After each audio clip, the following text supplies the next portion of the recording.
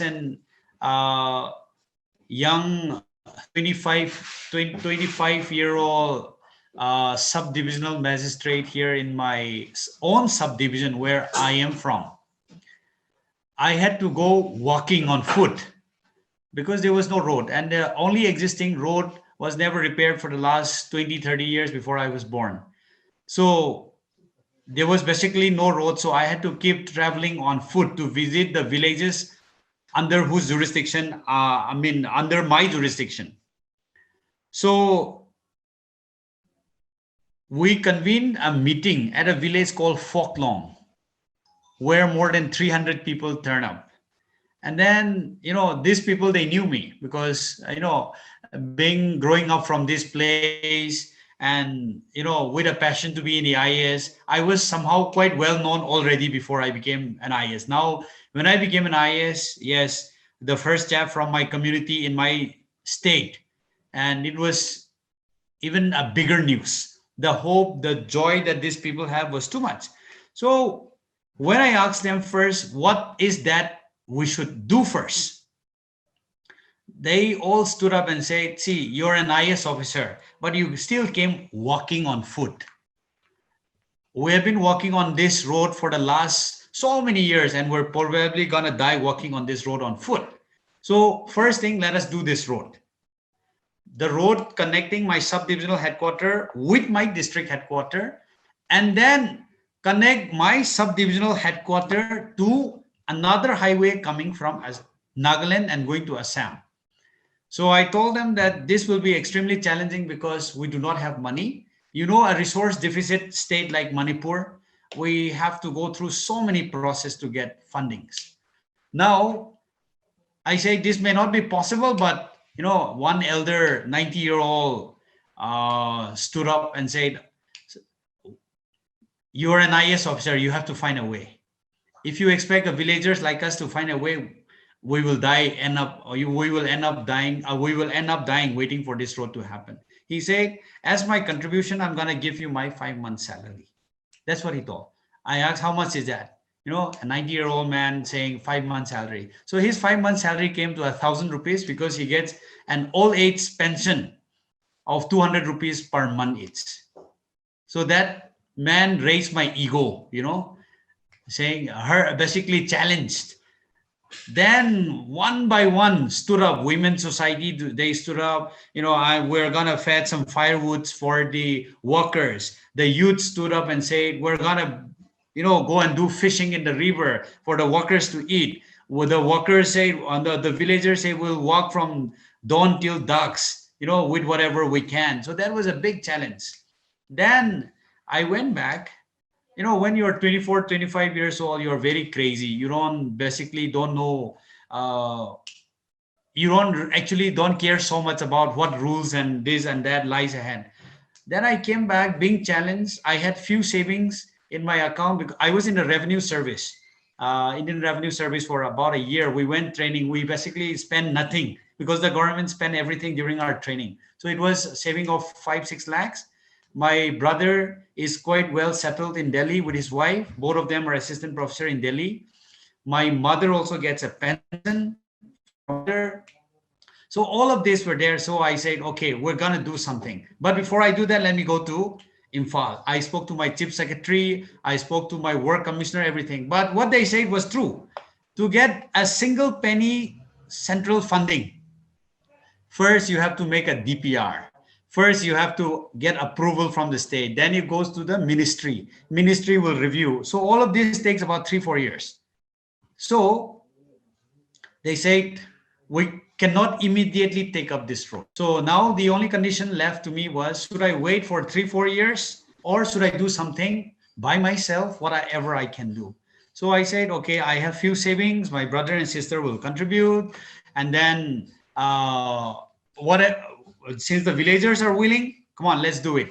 And I'm very optimistic person. I had about 2,000 friends on Facebook that time.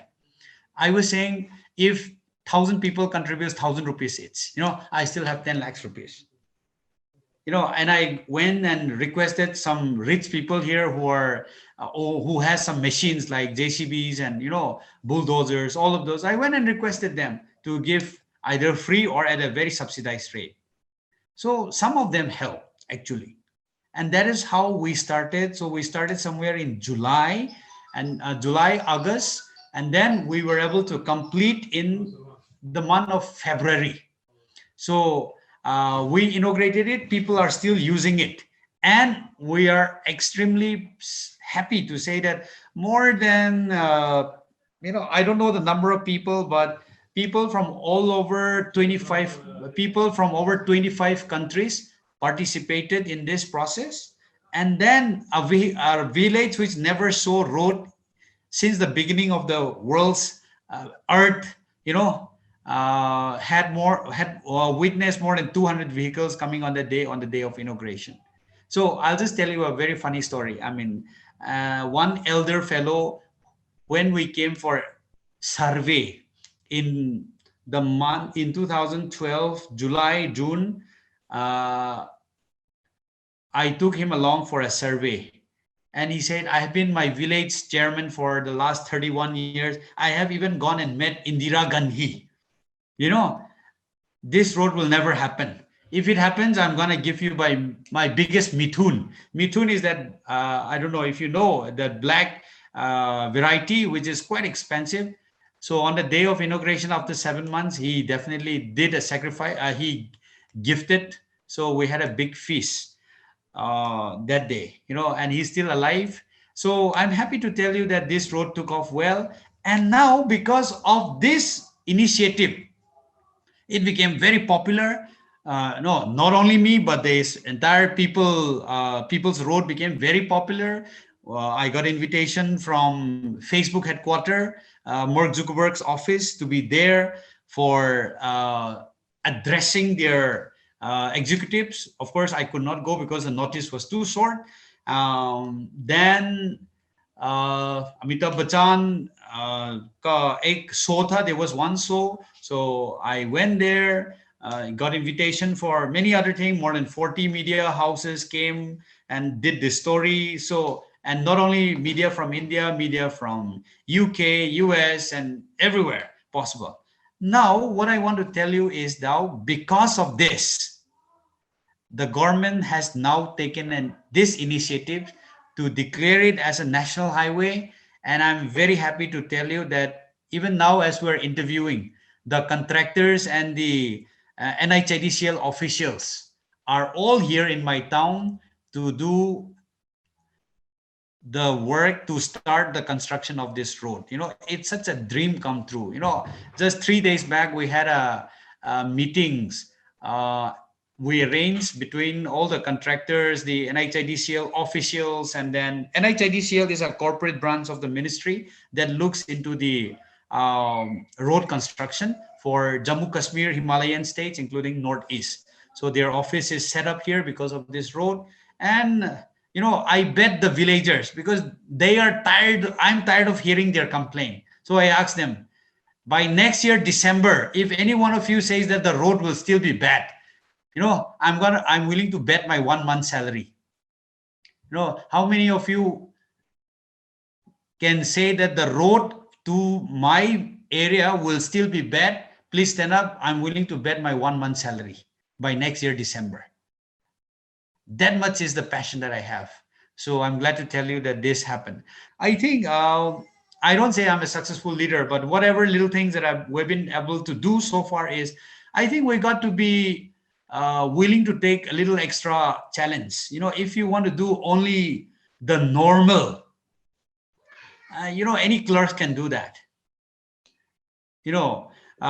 So I believe I was able to take the challenge to step out of my comfort zone and take up the challenge. And believe me, when we were doing this People's Road, I got so much of scolding from my seniors. No minister was willing to take me to their district. So I was denied DMship for 3 years. My juniors were getting DM and I wasn't getting DM. I said, it doesn't matter. I'll stay because my salary is the same. Now, in 2017, when I went to Delhi to bargain to declare this as a national highway project, so the managing director told me, Armstrong, the land compensation cost is too much. So we'll not be able to take up a greenfield project. So I said, sir, what if I give everything for free? Will you still come and dig the road? He was surprised because at that same time, there was another proposal for improvement and widening of the existing highway. The tune of compensation was coming to 1,100 crores. So he took a cue from that and said, Armstrong, the land acquisition cost is too much. And he's absolutely right. Since 2014 April to 2018 March, the amount of money spent by the Ministry of Road and Transport for this national highway is 1.2 lakh crores, out of which 80,000 crore goes for land acquisition. Only 40,000 crores goes for actual road construction. Only 1/3 goes for actual road construction. So he was right. So when I told him, sir, if I give everything for free, including my house and villager's house, you come and destroy our house, we don't care. We just want the road. If I do this, will you still do the road? He was surprised. He was awestruck and taken aback. How can this happen? He said, why not? I'm willing to even give you 500 crore in this next 15 days if you can do that. So I went back home, had at least about 10 meetings with the villagers, because for them, their next neighbors were getting lakhs of money from railway compensation and other national highway project compensation. So I told them, if we want this road, we have to give up something. And moreover, since our government is going through difficult times because of COVID, why don't we tell the government, I'm going to give you whatever I can. Invite the government to come and do whatever they can. That's how, all the villagers signed an agreement. In fact, one of the village, I told them, see, about 20 household of your village will be taken away if the road comes in the middle of the village. The village chairman, this village called Namtiram village, they say, no, this is what we've been longing for. We want the road to pass through the center of our village. This has been our dream. Our house we can build again. So that much sacrifice we did. And I'm extremely happy to tell you that this road, if it happens, will connect Guwahati with my district headquarters in 6 hours.